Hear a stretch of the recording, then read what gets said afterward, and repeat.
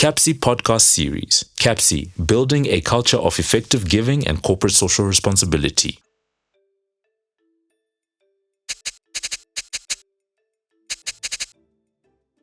Welcome to the sixth episode of our conversations on African philanthropy with me, Bhekinkosi Moyo, the director of the Center on African Philanthropy and Social Investment. Today I'm joined by Berita, also known as Gugulethu Khumalo, an award-winning musician and artist. Berita, welcome. Thank you. I wanted to start with the names. Yes. Gugulethu and Berita. I understand from our earlier conversation at birth, you were Gugulethu. You are still Gugulethu. Yeah. When did you become Berita? So Gugulethu is my ID name. I was born Gugulethu, and Gugulethu is a beautiful name with a dual meaning. In Ndebele or isiZulu, igugu is something that is precious, and then isiXhosa, it's something that is of pride. So ekhaya they called me Gugulethu, which means our precious, our pride. And it's mainly because I'm the firstborn at home. I'm the first of 3 girls and 1 boy. So from birth, I've always had the responsibility and the leadership skills. And then Berita is a name that came after I recorded my first album in 2012. At the time, I was signed to a record label, Tami Music, and the record label exec there said, Gugulethu is a nice name, but no mumta shop at Gugulethu. Many people would look because it's a very common name, to the point that I remember even when I was in boarding school, when they would write a list of people that have absconded during the week, and those people need to be punished. I went to a very serious boarding school. Whenever they would say Gugulethu, they would have to specify which exact one, which class, and you'd find that even in one class there's like 3 or 4 Gugulethus. So we decided to go with a name that would best represent the music. And for me, Berita is my mother's name. It also means truthful in Latin. And I believe through this name, I was able and continue to bring music to the world. So I am fast forwarding because there's a link with the initiative that you then created, The Womb.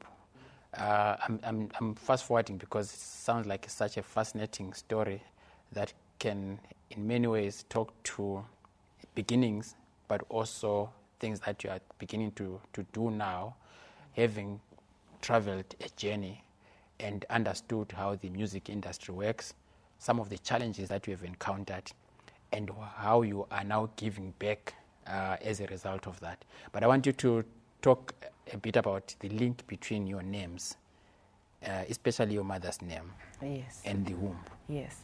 So in choosing to use my mother's name for my music, I wanted to honor women, because women are the ones that bring forth, all of us. They bring forth all of us into this world. And with the name The Womb, a womb is a space that is safe. It's a space that allows for incubation. It's a space that allows for a fetus to take root, over a period of time until it develops to such a stage that the fetus now needs to come into the world and take on its own character. So with us, the work that we're doing at The Womb, we seek to empower women in the music business such that when they take their place in the industry, whether as crew, sound engineers, musicians, producers, managers, entrepreneurs, they've had that time to learn as to how best to create a sustainable career and a sustainable living in the music industry.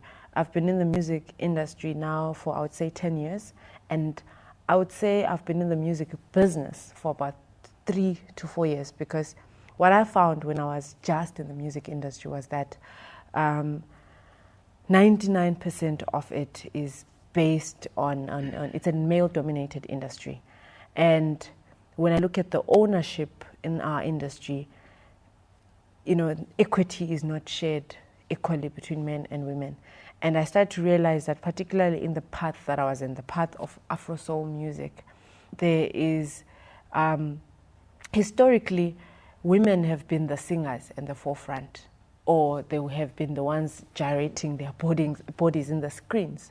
But when it comes to, the songwriting of the music, which is really the core that even after a song has been produced and performed, that is the core income maker. I found that women were marginalized in that area, and that's what we seek to work on at the Womb. So I see the distinction between the music industry and the music business. And I suppose on the music business side, we're really looking at not just income strategies, generation strategies, but we're also looking at the strategies of just how to run a business. And I know that some of your interventions in the past have included just bringing together women in the music business to help them deal with issues of handling finance, budgeting, and others. Why was that important to you? I think the biggest challenge that you face when you get into the music industry is that, and the music business, is that it's a passion-driven ecosystem, especially for the artist. The artist oftentimes comes into the industry and the business. They are young. I started making music when I was 19 years old and considerably late. A lot of people start in their mid-teens or even earlier than that. So at that stage, you're driven by passion. You want to sing. You want the world to know your music. But it's only when you start to look deeper as an artist, you start to realize that the saying that talent is not enough is actually quite true. Because we look at, for me, I've had time to look at, the continent and look at what's happening globally in terms of music. For the first time, there's a serious movement that's allowing for African musicians to permeate the international spaces. And what's fascinating about Africa, especially as a conduit for music, is that we have so many genres, so many cultures, so many ways of expressing ourselves. So what happens is that we actually have a multi-billion-dollar music industry and music business in the African continent that has not been exported. I would say entertainment is now the most lucrative export out of the African continent to the world. And out of that, I believe there is a fair share of women that are a part of it. But often the difference between men and women is that men share information. Men have better access to resources, better access to capital. Men are, physically able to withstand the grueling hours of being in the studio and running from, one venue to the next, so that you can gather enough, funds to really build a sustainable music career. For women, there are issues such as safety. There are issues such as just the biological and cultural expectation of women that by a certain age, you're now settling down. By a certain age, you're now having children and you're looking after children. And that, in a way, limits the reach of women talent. Yeah. So what I seek to do and what I'm hoping to do with the Womb is to create a space that says, women have a space in the music business and they can shape it the way that they would like to shape it. Yeah, I think we'll come back to some of the programs of the Womb. I just had to come here because of the name and the fact that it's your mother's name. And here you are creating what looks like, a platform that will nurture, the growth of women in business, which is what mothers actually do. They nurture the growth of children in a particular format, see them right through the adulthood. But let's go back to when you were young. You said you only got into the music industry at 19. Does that mean you professionalized at 19 or you started singing at 19? So everything is a journey. When I started, my earliest memories of music are when I was a child and I would listen to the radio and I would hear the sounds of Oliver Mtukudzi Andy Brown, Majaivana, because I grew up in Zimbabwe.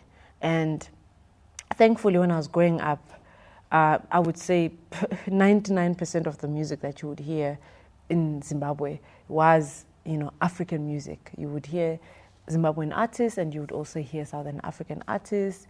You would hear Yusondo, Angelique Kidjo. You would also hear Miri Makeba, Lucky Dube. At the time, I knew I loved music, but I was never the standout child that was like, this one's going to be a musician. I remember every Saturday I would listen to the top 40 and I would get fascinated, by the melodies of the songs that are the most popular. And then in my teenage years, I then joined the church choir. And again, in the church choir, I really loved music, but I was not necessarily the standout lead soprano singer or standout lead alto singer. I do think that I have a shy nature, and in my younger years, the shy nature prevented me from really exploring my music the way I could have. It's only when I moved overseas, when I was 16 years old, I traveled with my parents, like many African parents that seek greener pastures elsewhere. My parents moved to New Zealand, where they work as dairy farmers. And when we moved there, it was at a time where, the African continent was still quite a mystery to especially a lot of young people. Not that they would be ignorant or prejudiced, they just simply didn't know enough about the continent. They would be touching my hair, trying to talk to me, trying to understand where I'm from. And there was often a mismatch, miscommunication. It resulted in me being isolated. And that's when I started to look inward. And when I looked inward, I discovered music. I discovered painting. I started painting. I started designing fashions. I wrote a novel. But one day I had a moment of reflection where I realized that what I really wanted to do was to be able to transform someone's thinking and someone's life in a very short span. And I chose music because I felt like music was a medium that travels anywhere, in the world. And as a result, my journey in music then started. I started singing and writing songs around 19 and had the opportunity to put out my first album when I was 21.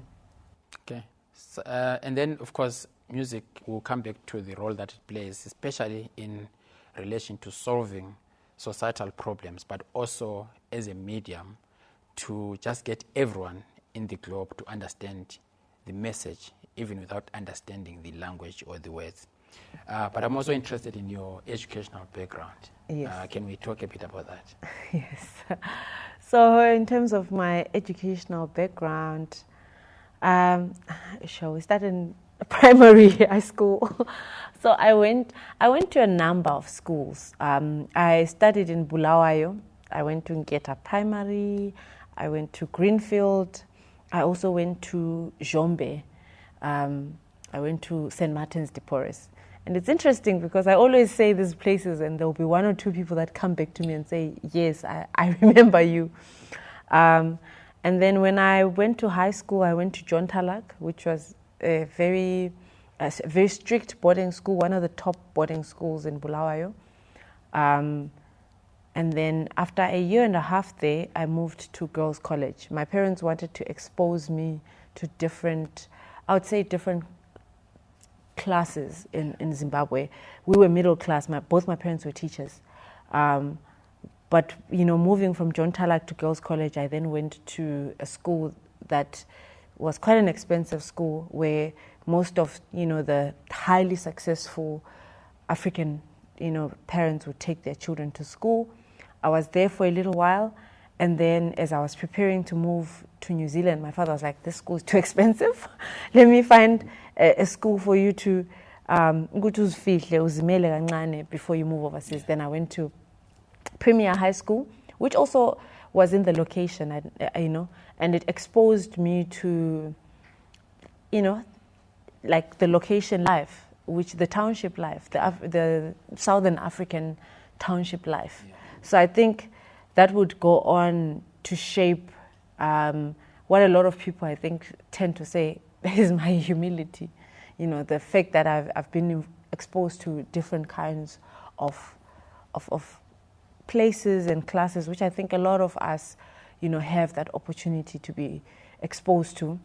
I then studied in New Zealand. I went to Central Southland College over there, and then I came back to South Africa, and this time I went to university in Walter Sisulu University, which is in the Eastern Cape, which again was an experience that really catapulted my career, because even my early music career started in the Eastern Cape, and my early journey in philanthropy starts in the Eastern Cape. So what did you study in the university? I studied financial information systems. Fascinating. I mean, I'm intrigued because, you know, this is something that we normally assume, that musicians, most of them don't go as far as studying complicated stuff like information systems. But how has that been useful to you, especially during the COVID context? Because then I think you have to draw deeper into your background, especially on information systems. Absolutely. I mean, by the time I finished studying, I was already a fully fledged musician. I went straight into music. But I would say I've always had a tight handle on my finances and managing my business life because of having studied financial information systems. I think it also came in handy outside of the educational background. Studying with my peers allowed me a place to test my music. My first fans were in school with me. I think that was the fundamental important, I always say that some people come to me and say, where do I start? You know, as an artist, where do I start? But when you are in school as an artist, even if you're not particularly studying what you're going to pursue, I think I get fascinated by people that have normal careers, because you get to find out that seldomly do people work in the field that they study in. But that serves as a springboard. So for me, I think studying more than the actual degree, it served as a springboard for me to test my music and to test the product that I had. Yeah.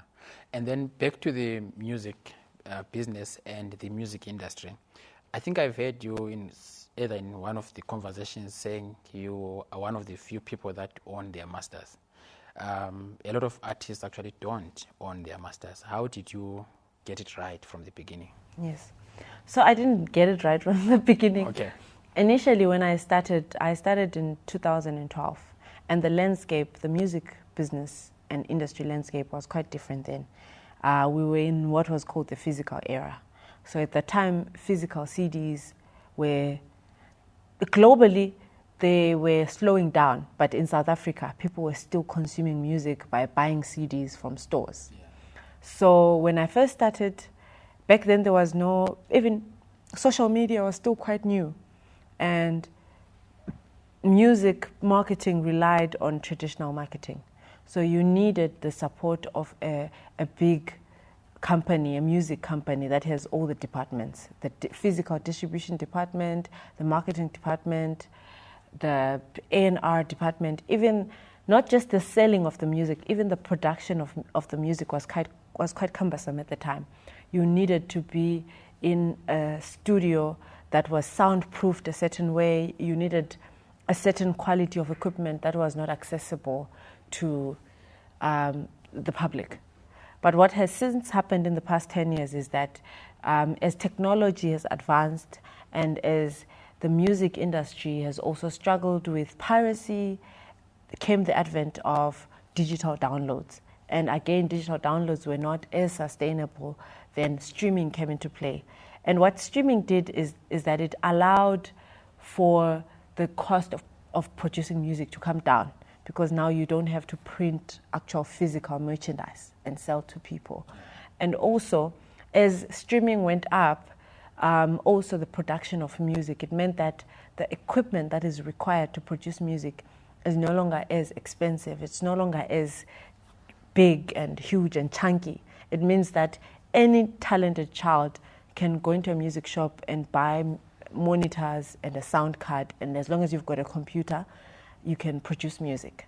Yeah. So I would say that change in the ecosystem catapulted the rise of, I believe at the moment, at least a quarter of the music industry is now independent.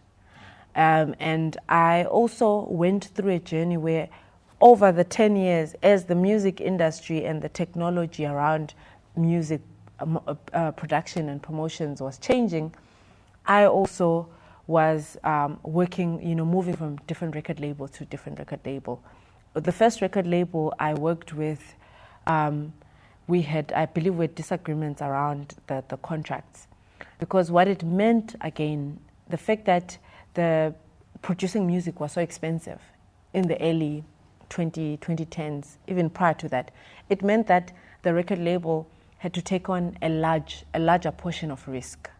So that left the artist vulnerable because you are the one that goes in and you produce the music. But at the end of the day, you get the smallest piece of the pie because it's a business, and the record label tends to risk losing financial capital that they've put in.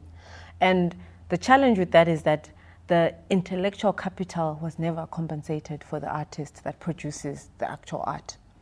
So when the music industry and the technology advanced, it meant that because it's no longer as costly, I would say the cost to produce an album, came down significantly. At least what it used to cost 5 to 10 years ago, it now costs at least a quarter of that. Yeah. So that means that young people now have access to producing their own music in their own studios, and in the music industry, whoever pays for it owns it. So that means now it brings ownership to the young artists. And at the time, I was having challenges with the record labels I had worked with because I was beginning to realize that in the long term, the old business model and the old contracts are not going to work in this new, music business. So I was very fortunate to be able to pivot early. I think about 5 years ago, I then started my own record label. It was very difficult. I had to breach contracts at the time, but I knew that it was a decision that was going to pay off. And that's really how I got into the business of ownership of my music. And as time has gone on, I've gone back to negotiate with my previous partners. And where it's meant that I have to pay financial capital to get the music back, I've had to do that because now I understand that if I put in the money now, then I'll reap the rewards later. Yeah. And of course, you said that growing up you were influenced by musicians like Oliver Mtukudzi, Angelique Kidjo, and many others, whose music can be described as socially conscious. And I think you also, some people have described your music as socially conscious. What are the key social issues that you would say your music is addressing? Yes.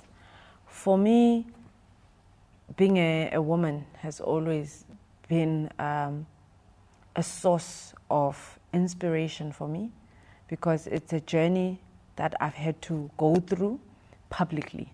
When I started making music when I was 21, I wasn't the woman that I am now 10 years later at 31. And I know the struggles of being a young girl that is trying to find her way in the world.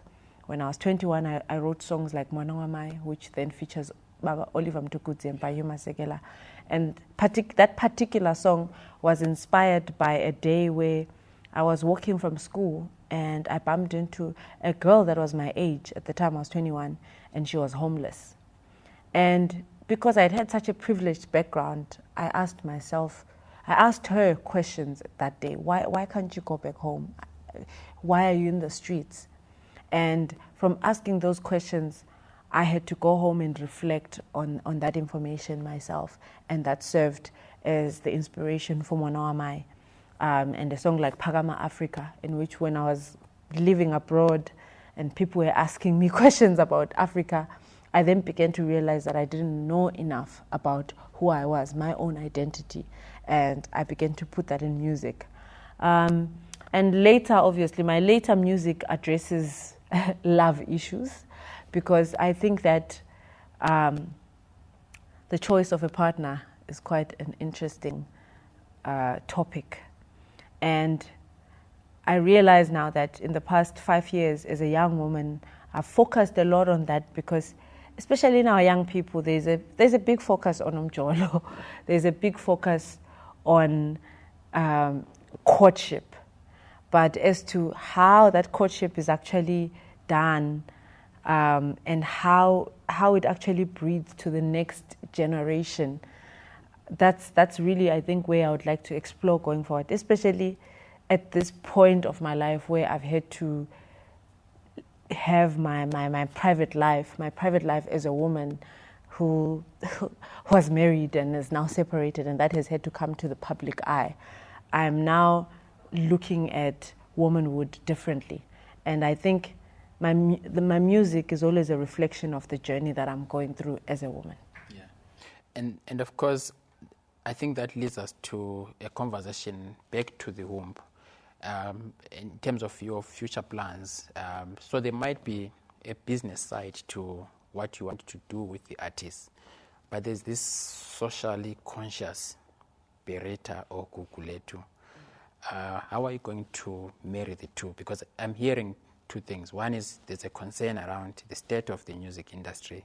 How does it help women to grow financially and otherwise, to be empowered? But there's also this other side of you realizing some of the social issues that a person like yourself can actually address. In fact, you are in a position to address because of your music, but also because of your public status. Yeah. I see the two of them in a way coming together. It may not necessarily be under the womb, but absolutely. How are you thinking about those two? Yes. I've reflected a lot on what you're asking me about. I thought about when I was 23 years old, and I won my first award for Best African Pop Album at the Metro Awards. And at the time, the Eastern Cape had contributed largely to the success of my first album. And I went out on a motivational schools tour, speaking to young teenagers about, the choices that they should look to making in life, and obviously infusing it with music, because as a musician, a child is much more likely to listen to what I'm saying than their own parents, surprisingly, because at that point of your life, peer pressure is such a huge thing. So I've been thinking about that as well, and looking at the state of affairs, particularly even in the Eastern Cape. I've been looking at going back into my community again and speaking to young women, especially with what I know now about growing up. I've been thinking of going forward. There are other ladies that I work with. We have recently formed what is called the 1 Hour Care Experience, which consists of myself, Mosa Koloko, Amanda Black, Tiwe Mbola, Azola, and Miss Prue, a popular DJ. And with that particular initiative, which actually sprung out of the womb digital space, what we aim to do is we aim to create events that are managed by and fully set up by women. Women, as a part of the lineup, and women as a part of the organizational team. But now what I'm looking at doing is really expanding our reach, because I think we're more powerful together than one person when they're alone. So what I'm looking at doing at the moment is fusing, yes, the music industry concerns as to the work that we do in the womb, which is particularly around increasing equity for women in the music business. But I'm also looking at going back into the communities as a group of women and speaking and inspiring young people that are coming up. I'm looking at going into the universities, going into the colleges, because I think that there is a lot of generational trauma that women in our age have to go through. And someone once said to me that, unfortunately, with women our age, we can't look to our mothers for answers, because the times that our mothers lived in and the times that we live in are completely different. For men, it's a different issue. It was a men's world 20 years ago. It's still a men's world. But for us women, we look to each other. We look to our peers as to how we solve the problems. And I think for me, what's become important at this stage of my life is learning to solve problems and learning that I can't, as a young woman, I can't outsource my problems. I have to look deeper within myself. And I think that skill of self-awareness is a skill that in the work that we're doing at the womb and the work that we're doing at Wanawake, that's the skill that's going to propel us forward. So I know it's still early to talk about impact for the work that the womb is doing, but clearly there are some successes that you might want to highlight. What are some of those? You can also refer to some of the work that you have done with a number of artists who attended the Finance for Social Enterprises. Yeah, so far it's definitely still early for us. We have a lot of plans, but for us so far we have been able to impact at least 60 women artists across 10 countries in the African continent. And by doing so, we've also been able to partner with, of course, CAPSI and Wits Business School. We've been able to partner with Sony Music Global Fund, and we've been able to open the eyes of women across the African continent as to how best to serve their communities. I would say definitely the Wanawake experience is also a success story of the womb, because not only have we been able to do the masterclasses, we've also engaged in some storytelling online and some important conversations through a program called Impact Wednesdays, where instead of the normal social media Women's Crush Wednesdays, we are looking at how are women in the music industry impacting society wherever they are. Because what I find as well is that a lot of women in the industry are marginalized. It's so easy to, there's what's called a cancel culture, that should you just miss one step as a woman in our industry, then out you go. I know this because I'm currently in the middle of a very public situation where I faced cancellation from the industry solely because of a personal life choice. Whereas I've hardly seen men have to go through the same thing. And again, as the womb and at Wanawake experience as well, we're not feminists in the sense that we are anti-men. We acknowledge that, we live in a world where there is women, there is men, and there's also the trans community, and there's also the LGBTQI community. But what we're looking forward to, I think, in terms of impact is we want equity for women in the music business. And I think additionally for me, I will also be pushing for equity in other spaces for women and just a certain level of stability for women. Yeah. And of course, that leads us to maybe our final segment, which is, growing up, what were some of the stories that you were exposed to or practices that later on influenced your giving, whether giving through time, financially, stories, networks, talents? I mean, philanthropy is really voluntary action for public good. Absolutely. Yeah. I think for me, definitely the first one is our home. Growing up in our home, we had extended family that lived with us. I watched my parents, I think like many African parents, take care not just of us as children, but other extended family members. My father, when I was 11 years old, went to America for a year, where my father was a teacher at the time. He taught in America, and when he came back with tons and tons of books, which he donated across the region where he taught. And that for me is something that I would say it transformed me, because I could see that when you give, particularly when you give books, information. The first time that I saw Wikipedia, even before there was Google, was when my father came back from the States after a year of working. I mean, he could have come back with just a suitcase, but he took entire libraries from the States and brought them to the Midlands region of Zimbabwe. And that was a huge giving lesson for me.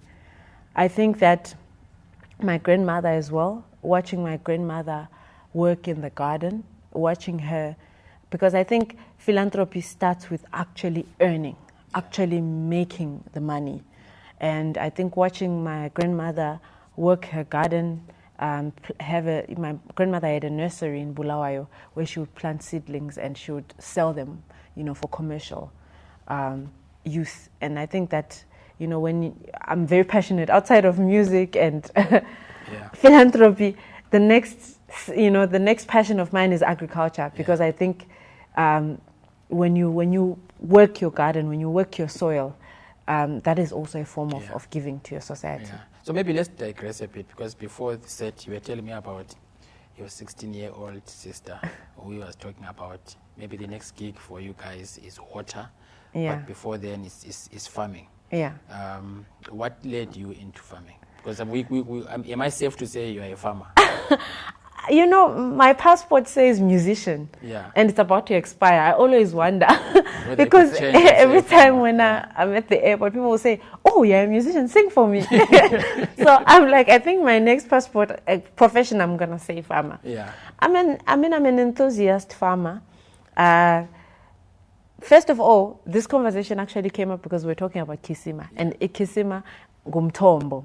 It's a well, and that is water. And obviously water is the main ingredient in farming.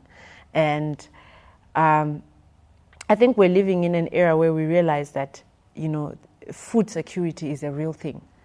And what I love about agriculture is that I consider myself to be a third generation farmer, because my grandmother is a farmer, my parents are farmers. And now I'm also new but I'm dabbling. My interests are in things like mushrooms, things like horticulture, things like hydroponic farming. I'm new into the space, but what interests me is that I'm a very grounded person. So my ideal situation that I'm building for myself at the moment is a farm, and in that farm, there's a studio where I make my music. There's also a retreat where I host camps and I bring young women and we go into capacity building. Sometimes it's music related, sometimes it's just personal development related, and then in my spare time I'm farming. I'm farming, whether it's mushrooms. I'm also into medicinal like lavender, eucalyptus. So my interests are quite bold and broad, Prof. I mean, that's actually, I think, the way to go. I think most of us, we box ourselves in one area and we want to excel in that. And later on, before we came here, you were asking me what was life like in the 40s, now that I'm about to get to the 50s. Yeah. And I was telling you about how, after turning 40, instead of thinking about I'm adding years to my life, I started looking at it differently. I'm subtracting years from my life. And that changes the whole outlook. And you begin to realize that there are so many things that you could have done before your 40s. And now that you are subtracting, you don't even want to start, because what's the point of doing that? So I think this is a very good lesson to even our viewers to start, especially the young people, to take the opportunities that are available. But I also wanted to come back to the issue of you have to make money in order to give. So that's one way of actually doing philanthropy. You have to have resources in order to be able to give. But resources may not necessarily be financial all the time. There could be time, there could be talents, there could be so many in-kind goods. In your music, I'm aware that you are a philanthropist. So let's talk about Berita, the philanthropist. Yeah. What has it been like? I know you have had some tours that you have also conducted. You have responded to some of the crises in the region. Yeah. So maybe let's talk about you, Berita, the philanthropist. Berita, the philanthropist. I would say my first encounter definitely with philanthropy was the motivational tours that I did that must have been 2014 in the Eastern Cape region. And after that particular giving opportunity, I was inspired to do more. But I also wanted to go into the world and actually make money. So I would say it took a couple of years for me to really understand that my heart is in philanthropy, and as Berita, the brand and the artist, philanthropy is a core part of the pillars of my brand. In 2017, the KZN storms happened, and which I believe they've happened more frequently since then. And for me, at the time, I partnered with an organization called the Al Mal Foundation, and I put together a star-studded concert here in Johannesburg, featuring Yvonne Chaka Chaka, Tresor, Mpumi, Lady Zamar, Zoe Modicha, myself as well. An exciting lineup here in Newtown, Johannesburg. And at the time, Questa as well was a part of the All-Star concert. Our goal was to raise funds and to also raise resources such as clothes, food, blankets for the people that had been affected by the storms in KZN.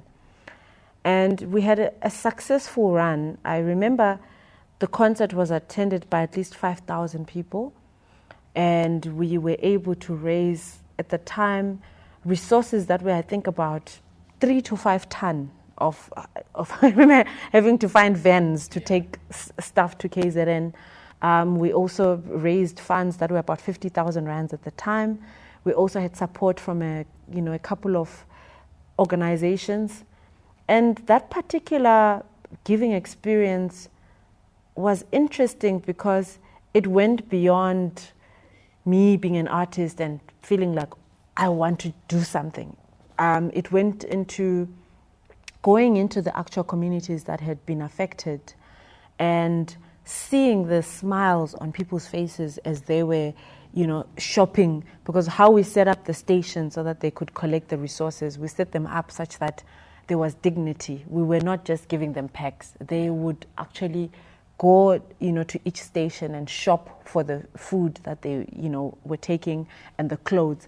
And it shocked me that not even one item of clothing was left after that day. I had honestly not given it that much thought. I'd been like, will people take clothes that are not new? Because I had thought that, I'd been limited in my thinking, I think, when I did that giving experience. But it taught me a lot about just us as people, and that, just the importance of giving what you have and the importance of mobilizing your community when you give.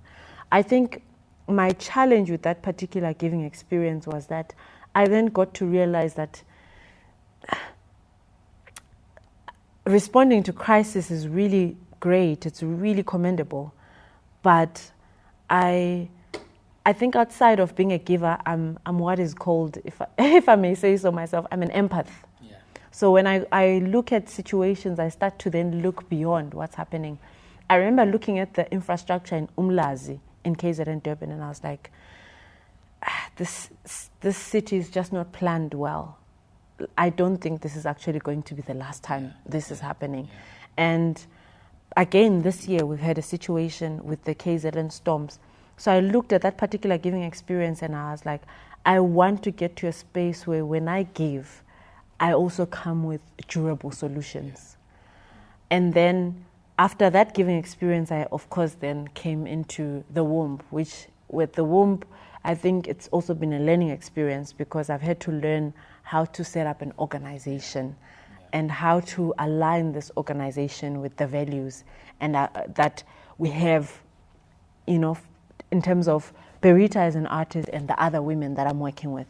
So I would say I'm still really early into my giving journey, but I am excited more than before.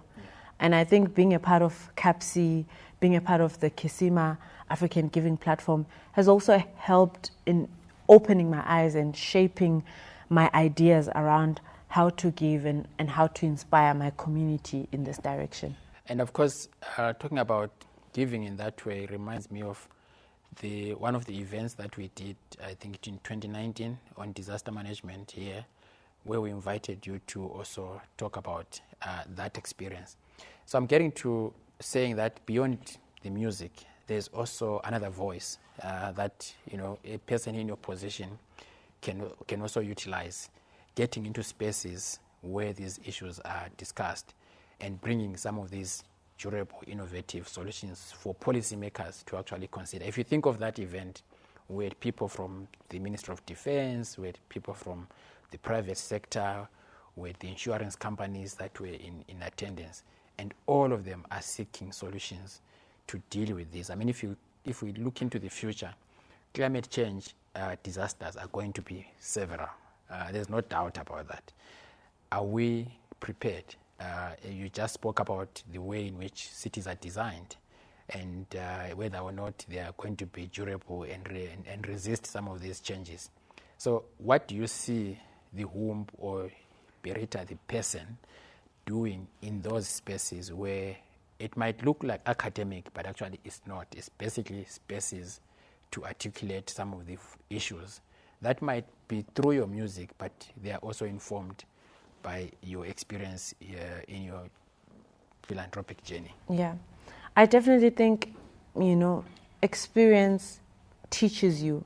And I think what I want to do now is really entrench myself into my giving journey, because I do realize that they are policymakers, they are decision makers, they are leaders that may not necessarily have the time and have the resources and have the understanding of the issues that we face when we're going to communities and give.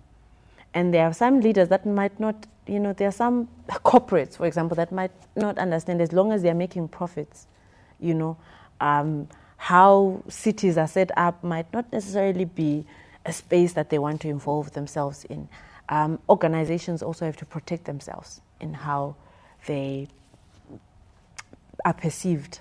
So I'm looking into entrenching myself, learning more about the spaces that I'm particularly interested in, which is women and, again, perhaps agriculture. And if you're interested in agriculture, you are interested in climate change.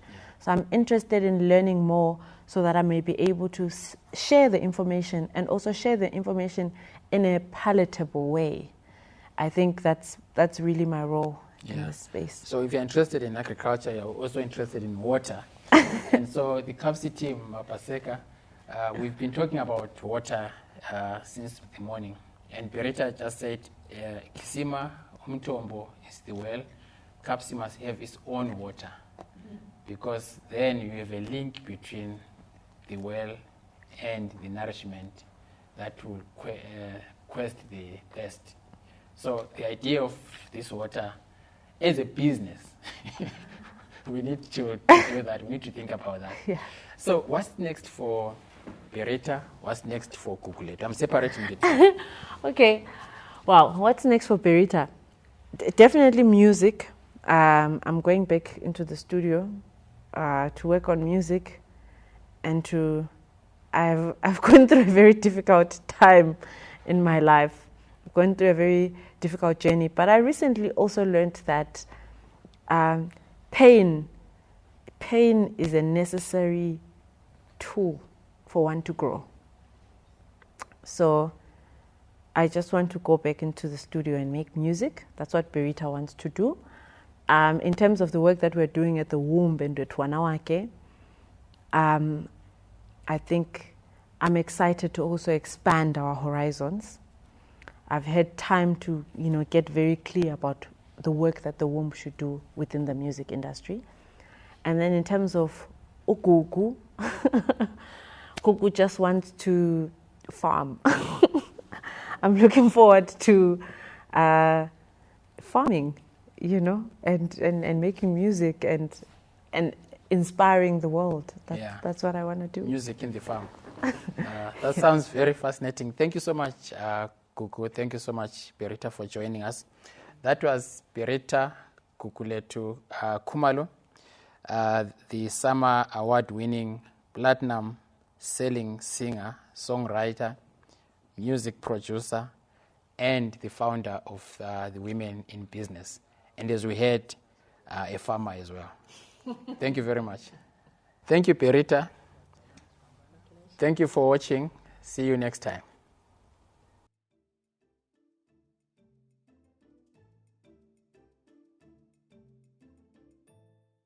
You've been listening to the CAPSI podcast series, talking all things philanthropy.